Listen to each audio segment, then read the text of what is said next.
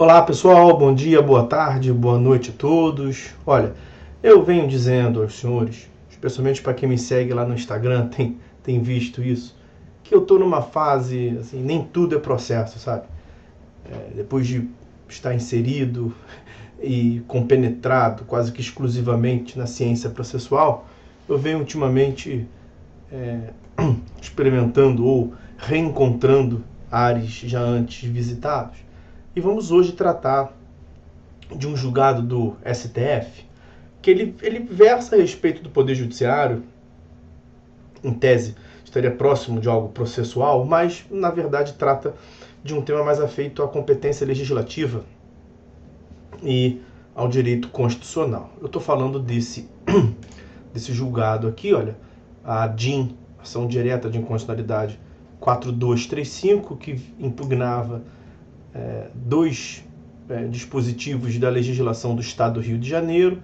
Ministro Edson Fachin, foi a DIN proposta pelo Conselho Federal da OAB, como vou explicar. Está aqui, os senhores, a ementa, os senhores podem consultar, está disponível na página de acesso público do STF, foi disponibilizado no informativo número 1079 daquela corte, da Suprema Corte, informativo 1079, vou passar a lhes apresentar aqui as principais informações desse julgado. Pois bem, o Conselho Federal da OAB propôs uma ação, a DIN, em face da Lei do Estado do Rio de Janeiro de número 2556 de 96, não a lei toda, o artigo 3º dessa lei, e também em face do artigo 4º da Lei 3603 de 2001. Então, vou repetir, artigo 3º da Lei 2556 de 96 e artigo 4º da Lei 3603 de 2001, as duas do Estado do Rio de Janeiro.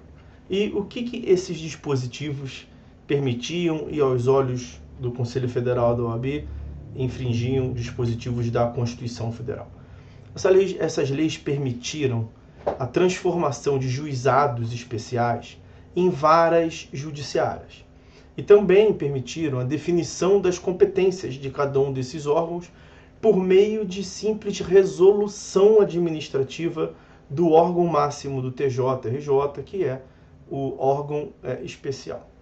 Então, como eu disse, o Conselho Federal da OAB impugnou esses ditames legislativos, basicamente apontando lesão ao princípio da legalidade, citando lá o artigo 5º, inciso 2º da Constituição Federal, o artigo 96, inciso 1º, letra D, também da Constituição Federal, e o artigo 125, parágrafo 1º, por fim, da Constituição Federal.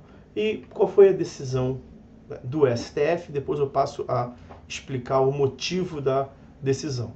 O STF julgou improcedente o pedido de inconstitucionalidade, quer dizer, não viu nenhuma lesão aos ditames da Constituição Federal, de modo que essas previsões foram entendidas pelo STF como sendo constitucional. Inegavelmente, é uma matéria relativa à organização e ao funcionamento dos órgãos jurisdicionais, e de modo que essa previsão não está resumida, não está adstrita ao princípio da legalidade, submetida à disciplina do artigo 96 da Constituição Federal, mais precisamente o artigo 96, inciso 1º, a linha A, a parte final desse dispositivo. Percebe que o 96 prevê, 96 da Constituição Federal, compete privativamente. Inciso 1º, aos tribunais, competência privativa dos tribunais. Letra A, a linha A, eleger seus órgãos diretivos e elaborar seus regimentos internos, com observância das normas de processo e das garantias processuais das partes. A segunda parte, que eu passo a ler a partir de agora, que nos interessa.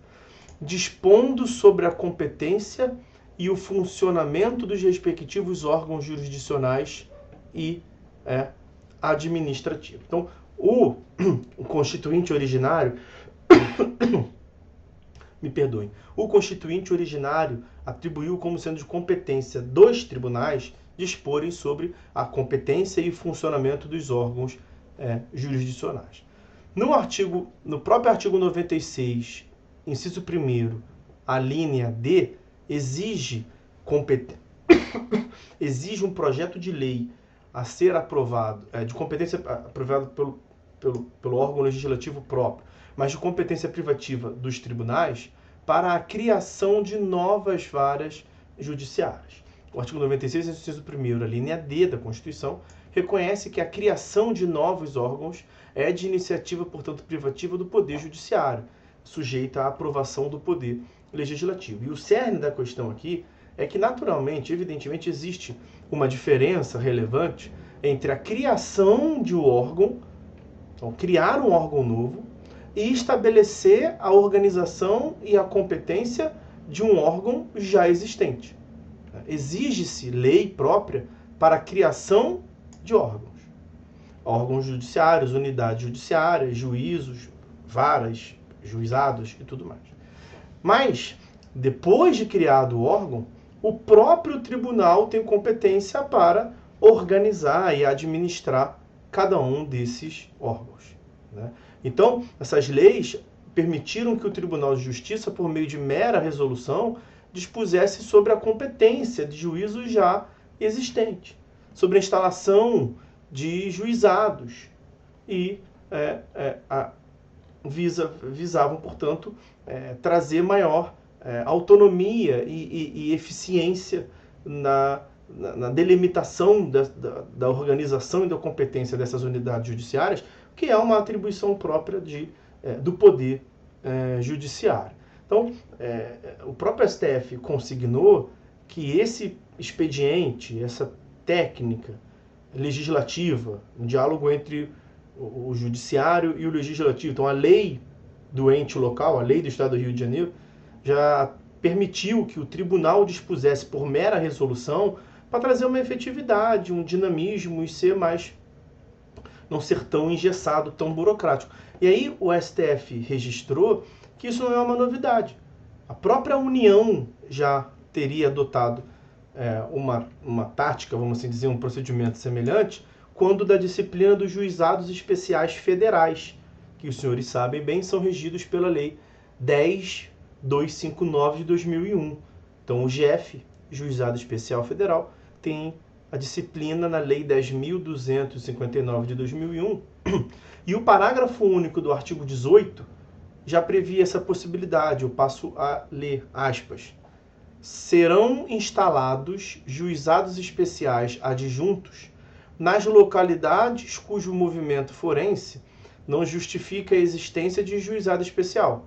Agora, cabendo ao tribunal designar a vara onde funcionará. Então, a lei federal, nesse caso a Lei 10.259 de 2001, permitiu, por meio desse dispositivo, que o próprio tribunal dispusesse a respeito da competência e organização e funcionamento de uma vara já existente, como é o caso nessas leis do Rio de Janeiro. Eu, mais uma vez, faço a leitura aqui do objeto da ADIM, artigo 3º da Lei 2556 de 96, do Estado do Rio de Janeiro, e também o artigo 4º da Lei 3603 de 2001, também do Estado do Rio de Janeiro.